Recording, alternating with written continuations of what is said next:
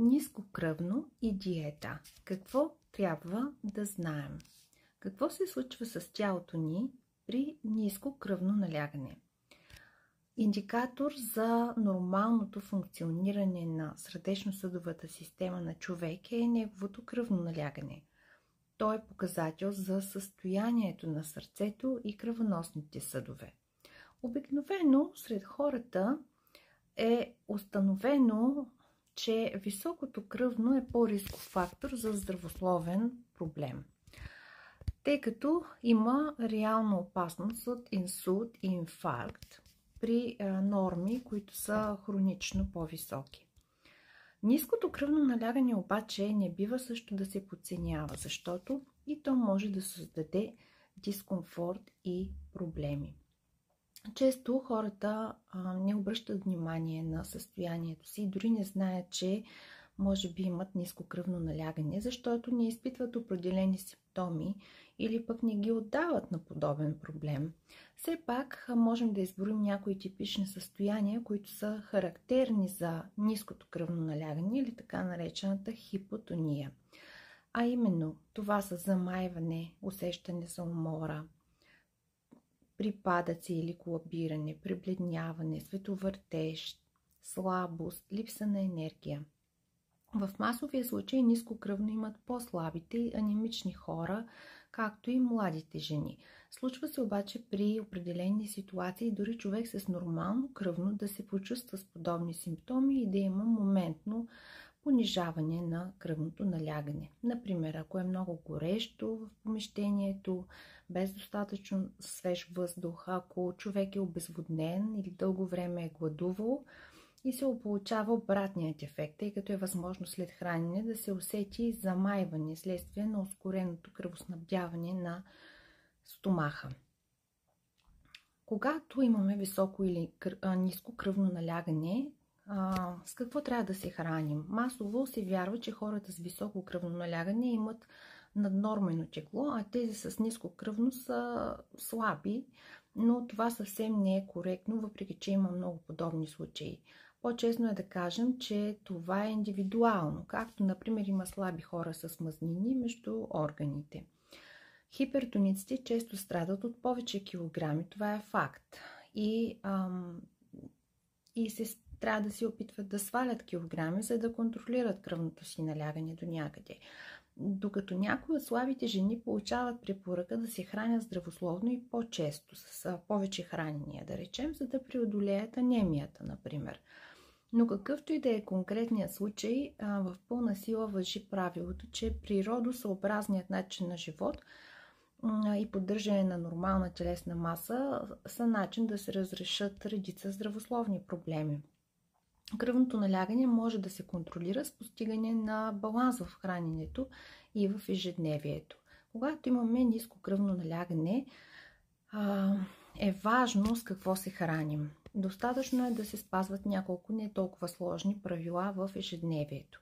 Като начало важно е, че храненията не бива да се ограничават. Напротив, полезно е да се хапва 4-5 пъти на ден, но порциите да са малки и храната здравословна, т.е. по-малко преработена храна. Това означава 3 основни хранения: закуска, обяд и вечеря, с 2 междинни закуски между тях.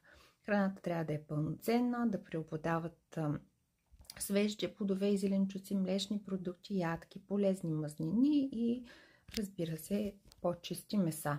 От важно значение за тялото също е добрата хидратация.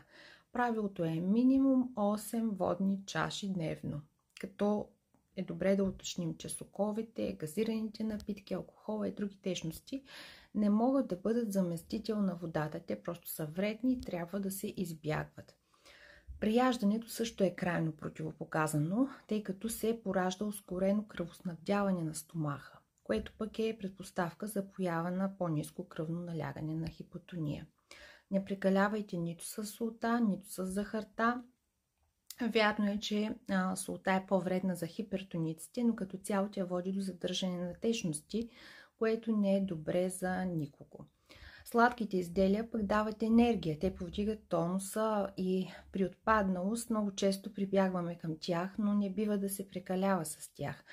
Ако имаме необходимост от сладко, нека да е черен шоколад, мед или други естествени подсладители.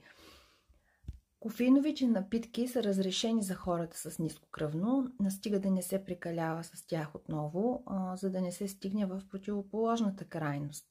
Кафе, черен или зелен чай са питиетата, които е полезно да се приемат в началото на деня. При случаите, когато килограмите не са критично много, за да се подложи човек на строг хранителен режим,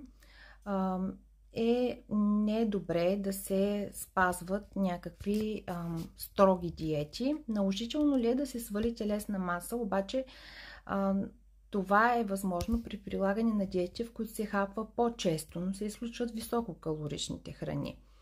Режимът на хранене при всички положения трябва да бъде преосмислен при наличие на хронично ниско кръвно налягане, независимо от фигурата, която имаме. Причината е, че храната е начин да се нормализират стойностите.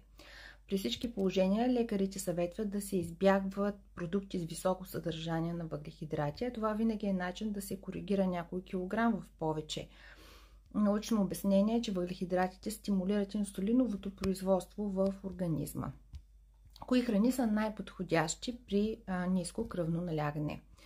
Казахме вече, че анемията често е пряко свързана с ниското кръвно налягане. Затова дори в режим на диета на трапезата на хората е добре да присъстват продукти, съдържащи желязо, като червени меса, черен дроб, варива, спанак, царевица. Ядките са също подходяща храна, поради това, че съдържат полезни мазнини в тях. Орехи, лешници, фъстъци могат да се приемат до 60 грама на ден. Яйцата са неизменна част от менюто на всеки, който иска да коригира теглото си. Добре е да са сварени за закуска или приготвените без мазнина яйца за вечеря. Сила и енергия без да се трупат ненужни калории осигуряват и свежите салати и плодове. При проблеми с кръвното налягане се препоръчва консумация на кайсии, праскови, малини, череши, касис. Кореноплодните също са препоръчителни, като червено цвекло.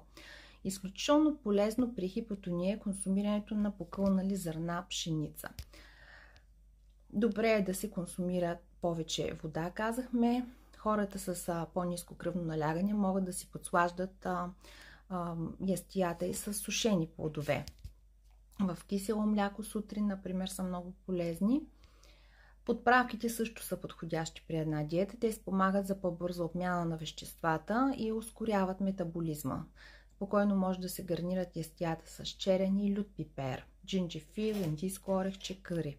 Не на последно място, билките имат полезно влияние при ниското кръвно налягане. Подходящи в това състояние са мащерка, мента, риган. Те действат детоксикиращо на организма, което винаги е полезно, за да се изхвърлят ненужните вещества. За да сте здрави с добра фигура, е добре да не забравяме и физическата активност. Повече движение, спорт поне няколко пъти седмично. В днешно време е трудно да постигнем така желаното балансирано здравословно хранене с всички ястия, храни, които до сега изброих. Затова можем да се обърнем и към натурални хранителни добавки и суперхрани. Например, зелена енергия на Aquasource е подходящ продукт за хора с по-ниско кръвно налягане, но и не само. Тя е супер храна, съдържа спирулина, органични водорасли алфа, съдържа сок от органична люцерна алфа-алфа и е под формата на капсулки. Капсулата лесно се отваря, може да се разтвори в смути, в шейк, дава се и на дечица. Зелена енергия е част от така нареченият ни триъгълник на здравето. Това са коластра, зелена енергия и омеги или есенциални масни киселини.